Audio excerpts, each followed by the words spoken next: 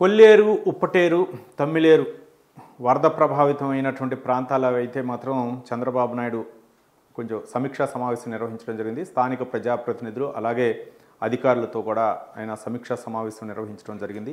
మరోపక్క అందినటువంటి ఆ యొక్క ఎక్కడైతే లోటుపాట్లు జరిగాయో మరోపక్క ఏ విధంగా ప్రభుత్వ యంత్రాంగాన్ని అప్రమత్తం చేశామని చెప్పేసి చంద్రబాబు నాయుడు చెప్పడం జరిగింది. ఇదే కోవలో వైసీపీపై కూడా అంటే వైసీపీ పార్టీ ఏ విధంగా ఆవిర్భవించింది, ఆ పార్టీ నాయకుడు అధ్యక్షుడు ఏ విధంగా ఉన్నారనే అంశాలు కూడా చర్చకు తీసుకురావడం జరిగింది. మరోపక్క రాజకీయాలు అంటే ఒక నేరస్తులు అవ్వచ్చు, గోండాలు అవ్వచ్చు, రౌడీలు అవ్వచ్చు, రాజకీయ ముసుగులో ఈ అవినీతికి పాల్పడితే రాజకీయ ముసుగులో ఉన్నారు కాబట్టి వాళ్ళు అంటే ఏమి చేయలేమన్న ఉద్దేశంతో ఉన్నారు.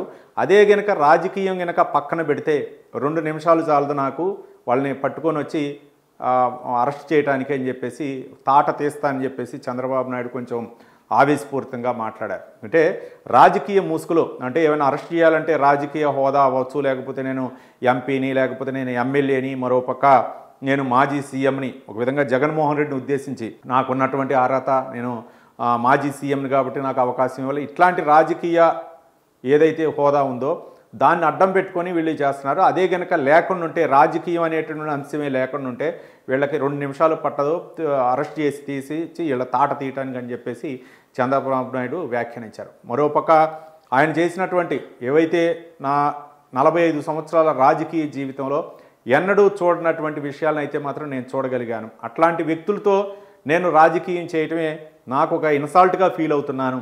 దాదాపు నేరస్తులు అవ్వచ్చు, రాజకీయాల్లో రానటువంటి వ్యక్తులు అవ్వచ్చు, ఈ రాజకీయ ముసుగులో వచ్చి చేస్తున్నటువంటి ఏ వ్యక్తులు ఎవరైతే ఉన్నారో వాళ్లే నాకు ప్రత్యర్థి అవ్వటం అయితే మాత్రం నేను ఇన్సల్ట్గా ఫీల్ అవుతున్నారు. కాబట్టి ఏం చేయలేం కాబట్టి ప్రభుత్వం చేసే పని ప్రభుత్వం చేస్తుంది, పోలీసులు చేయాల్సిన పని పోలీసులు చేస్తారు, న్యాయవాదులు చేయాల్సినటువంటి న్యాయవాదులు చేస్తారు. కాబట్టి ప్రభుత్వం అవ్వచ్చు, చట్టం అవ్వచ్చు, తన పని తాను చేసుకుంటుంది.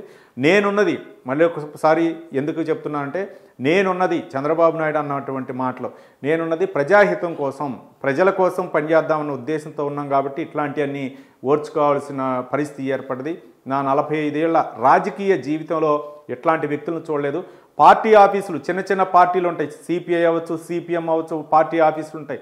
పార్టీ ఆఫీసులను కూడా ధ్వంసం చేయాల్సినటువంటి పరిస్థితి వచ్చింది. కొన్ని రాజకీయ పార్టీలు వాళ్ళు చేసినటువంటి విధ్వంసం అంటే తెలుగుదేశం పార్టీపై కేంద్ర కార్యాలయంపై ధ్వంసం అవ్వచ్చు, లేకపోతే పార్టీ నాయకులపై ఎప్పుడు కూడా 45 సంవత్సరాల రాజకీయ జీవితంలో ఏ పార్టీపై అవ్వచ్చు, లేకపోతే ఏ వ్యక్తులపై కూడా ఇట్లాంటి దాడులు జరిగినటువంటి ఘటన లేదు, ఇప్పుడు చూస్తున్నాం. కాబట్టి ఇట్లాంటి వ్యక్తులు ప్రత్యర్థులుగా ఉండటం, మరోపక్క రాజకీయాలు చేయటమే నాకు కొంచెం అంటే చూడరాని దృశ్యాలను చూస్తున్నానేమో అనే విధంగా బాధ అయితే కలుగుతుంది. కానీ ప్రజల కోసం, ప్రజా సంక్షేమం కోసం ఇవన్నీ కూడా మీకోసం చేస్తున్నానే విధంగా చంద్రబాబు నాయుడు అయితే కొంచెం ఆవేశపూరితంగా కూడా మాట్లాడటం జరిగింది.